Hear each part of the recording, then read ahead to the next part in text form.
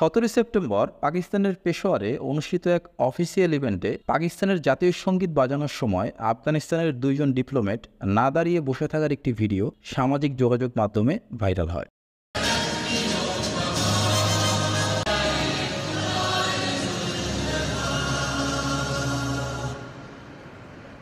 ভিডিওতে দেখা যায় আফগানিস্তানের দুইজন ডিপ্লোম্যাট না দাঁড়িয়ে স্বাভাবিকভাবে বসেছিলেন, আর এতে বেজায় চটেছে পাকিস্তানের রাজনীতিবিদরা। পাকিস্তানের পররাষ্ট্র দপ্তরের মুখপাত্র মমতাজ জাহরা বালোচ বলেছেন, স্বাগতিক দেশের জাতীয় সঙ্গীতের অসম্মান কূটনৈতিক নিয়মের পরিপন্থী। আফগানিস্তানের ভারপ্রাপ্ত কাউন্সিল জেনারেলের এই কাজ নিন্দনীয়।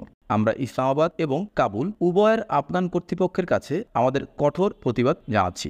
পরবর্তীতে এই ব্যাপারে 18 সেপ্টেম্বর ইসলামাবাদ কাবুলের কাছে অভিযোগ করেছে বলে এবিসি নিউজের অনলাইন পত্রিকায় একটি খবর প্রকাশিত হয়।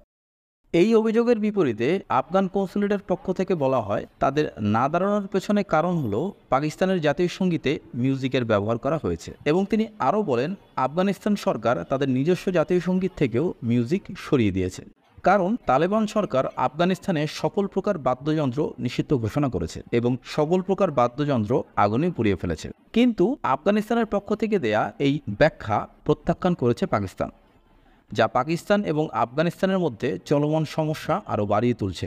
কারণ 2021 সালে তালেবান আফগানিস্তানের নিয়ন্ত্রণ নেওয়ার পর থেকে পাকিস্তান ও আফগানিস্তানের মধ্যে উত্তেজনা চলমান।